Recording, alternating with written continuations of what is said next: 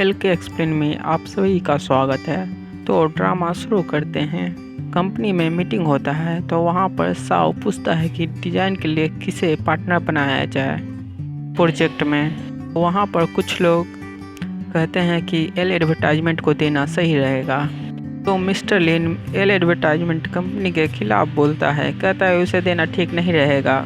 हाल ही में कुछ अच्छा प्रोग्रेस नहीं था। मिस्टर लिन एल एडवर्टाइजमेंट कंपनी के खिलाफ इसलिए बोल रहा था क्योंकि मीडियो सपोर्ट करने वाली थी। तो साव पूछता है मीडियो से कि तुम्हारा क्या ओपिनियन है। तो मिस्टर लिन बोलता है कि मीडियो से क्यों पूछना, ये डिज़ाइन डिपार्टमेंट का काम है, डिज़ाइन किसको देना चाहिए।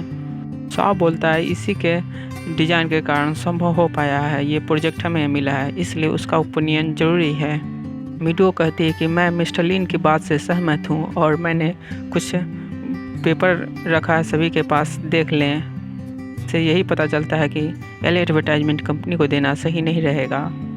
ये सुनते ही मिस्टर लिन का हवैया उड़ जाता है कि आखिर क्या हो रहा है, इससे तो सपोर्ट करना चाहिए एल एडवर्टाइजमेंट कंपनी को, मगर अपोज कर रही है। फिर सभी कोई राजी हो जाते हैं कि एल एडवर्टाइजमेंट कंपनी को नहीं देना चाहिए।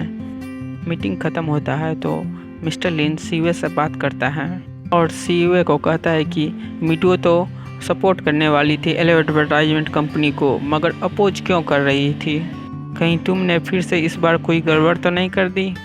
सीईओ कहती है कि मैंने तो बात किया था टीना से, वो कह रही थी कि सपोर्ट करेगी मीडियो, इसलिए मैंने ऐसा कहा। मिस्टर लिन कहता है कि ऐसा होता तो वो क्यों नहीं सपोर्ट की, आखिर क्या बात है, कहीं उल्टा तो तुम समझ नहीं ली। मिस्टर लिन सीईओ को समझाता है कि अगली बार से अच्छे से करना और कोई गलती ना हो। नेक्स्ट सीन में सीईओ एल एडवर्टाइजमेंट कंपनी की मैनेजर टीना से मिलती है। सॉरी दोस्तों, पिछला बार मैंने गलती से टीना को मालिक बता दिया था, मगर वो मैनेजर है एल एडवर्टाइजमेंट कंपनी में। सीईओ बताती है टीना को कि तुम्हें रिजेक्ट कर दिया गया है इस प्रोजेक्ट में। रिजेक्ट करने के पीछे और कोई नहीं, मीडियो का हाथ है। और तुम उसके बारे में क्या जानती हो, मीडियो के बारे में पूछती है सीईओ। टीना बोलती है ऐसा कैसे हो सकता है, मैं उसे अच्छे से जानती हूँ। मीडियो रूम पार्टनर है मीमेली का, फैट गर्ल मीमेली, जो मेरे यहाँ काम करती थी। तो यहाँ पर सीईओ को शक होता है कि कहीं दोनों एक ही तो नहीं है, दोनों का नाम एक जैसा लग रहा है। तो ये बात टीना से पूछती है तो टीना बोलती है दोनों अलग है, एक तो बहुत मोटी और एक पतली है, अंतर है, दोनों एक हो ही नहीं सकते हैं। दोनों के बीच कुछ ना कुछ हुआ होगा, तब से वो दोनों एक साथ कभी नहीं दिखे, केवल एक ही दिखी। तो सीईओ कहती है क्या तुम उसका रिज्यूमे दे सकती हो, तो तुम्हें प्रोजेक्ट मिल भी सकता है, मेरे तरफ से गारंटी है। तो टीना राजी हो जाती है। नेक्स्ट सीन में डॉक्टर ली मीडियो के पास जा रहा होता है खुशी खुशी उसका बर्थडे विश करने के लिए और गिफ्ट केक लिए हुए रहता है। कॉल करता है मीडियो को, मगर मीडियो कहती है कि मैं अभी बात नहीं कर सकती, फ़ोन काट देती है। तो डॉक्टर ली उसके कंपनी में जाता है जहाँ काम करती है। वहाँ पर बाहर मीडियो कॉल करती है साव को और कहती है चलने के लिए, और साव और मीडियो दोनों साथ जाते हैं और इन दोनों को देख लेता है डॉक्टर ली और इसका सारा खुशी गायब हो जाता है। तो डॉक्टर ली सारा सामान लेके अपने हॉस्पिटल में बैठा हुआ रहता है। वहाँ पर डॉक्टर फंक आती है और पूछती है क्या हुआ, तुम तो बर्थडे विश करने गए थे। तो डॉक्टर ली कहता है कि वो अपने बॉयफ्रेंड के साथ गई है।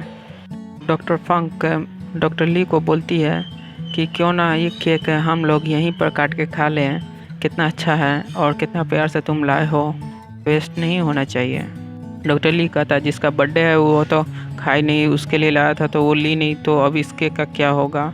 तो डॉक्टर फंक बोलती है कि क्या हुआ, क्यों ना आज किसी ने जन्म लिया उसके नाम पर काट के खा ले, उसके अच्छे भविष्य के लिए।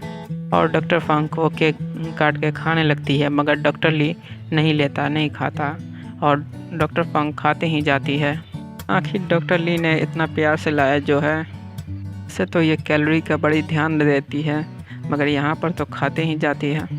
डॉक्टर ली उसे रोकता है कि बस करो और नहीं खाओ, नहीं तो तुम्हें समस्या हो जाएगा। डॉक्टर फंक रुकती नहीं, खाते ही जाती है, बीच में अटकता है तो डॉक्टर ली पानी ला कर देता है। डॉक्टर फंक वो भी ख़त्म कर रही होती है और मीडियो के लिए मेकअप का सामान लाया हुआ रहता है, तो वो डॉक्टर फंक ले लेती है, कहती है कि मैं ले लूँ। तो डॉक्टर ली कहता है ठीक है ले लो, उसे तो चाहिए नहीं तो तुम ही रख लो। डॉक्टर ली डॉक्टर फंग को उसके घर छोड़ देता है और अपने घर आता है तो देखता है एक लेटर। तो लेटर में देखता है उसमें मिटुओ का रिज्यूमे है मीमे ली का। देखने के बाद घबरा जाता है और मिटू को कॉल करता है, मगर मिटू का फ़ोन तो स्विच ऑफ है।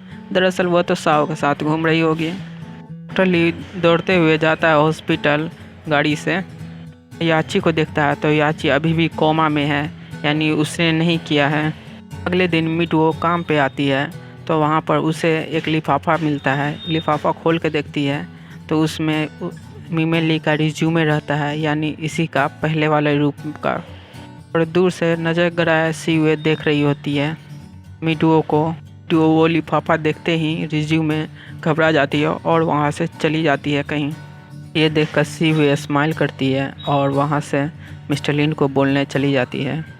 नेक्स्ट सीन में टीना एडवर्टाइजमेंट कंपनी की मैनेजर मिस्टर साव से मिलती है। कहती है कि मेरा प्रपोजल एक्सेप्ट करने के लिए मेरे कंपनी का, पर मिस्टर साव मानता नहीं और वहाँ से चली जाता है। फिर मिटुओ टीना से मिलती है और कहती है कि मीमे ली का तुम्हें तुमने मेरे पास क्यों भेजा। तो टीना कहती है ये तो मैंने नहीं भेजा, और पूछती है टीना कि मेरा प्रपोजल क्यों कैंसिल करवा दिया। और सीवे वो तुमसे अच्छी है जो मेरा सपोर्ट कर रही है, ने मुझे आज साव से मीटिंग करवाया। उसकी गर्लफ्रेंड होकर भी कुछ नहीं कर पाई। वो कहती है कि यानी तुमने सीवे से मिला है, तुम शायद भूल रही हो, तुम्हें पता ना हो कि सीवे ही थी इसका बॉयफ्रेंड ये प्रपोजल कैंसिल करवाया है। तुम उससे मदद मांग रही हो, और याद रखो मेरे और साव के बीच तुम बीच में आई तो बहुत बुरा होगा, या फिर मीमे ली के दोस्तों से दूर रहा करो। टीना कहती है कि अब तुम मेरे कंपनी में नहीं हो तो तुम कुछ कर सकती हो। मिटुओ कहती है क्या हो तुम्हें एडवर्टाइजमेंट कंपनी से निकाल दिया जाए तो तुम कहीं भी जाओ जॉब के लिए, वहाँ पर तुम्हें ना सुनने को मिल सकता है अगर तुम साव को कुछ करती हो तो। मिटुओ वापस जॉब पे आती है तो वहाँ सीवे बोलती है तुम इतना लेट से क्यों आई हो, जब से तुम्हें इन्वॉल्व मिला है तब से तुम अजीब बिहेवियर कर रही हो, आखिर उसमें है क्या। और इन्वॉल्व लेकर छीन कर देखने लगती है। तभी वहाँ मिटुओ उसे सुना डालती है, कहती है तुम हद कर रही हो, हद पार मत करो। तुम मेरे और साव के बीच कुछ गलत करने का सोची तो सही नहीं रहेगा तुम्हारे लिए। और वहाँ से वो रिज्यूमे डस्टबिन में डाल के चली जाती है और सीवे भी वहाँ से चली जाती है। और वहाँ डस्टबिन में से कोई वो रिज्यूमे उठाकर देखने लगता है और कोई नहीं, मिस्टर साव रहता है। ये देखने के बाद साव डॉक्टर ली के पास जाता है पूछने के लिए मीमे ली के बारे में। तो डॉक्टर ली से पूछता है तो डॉक्टर ली कहता है कि अचानक तुम मीमे ली के बारे में क्यों पूछ रहे हो।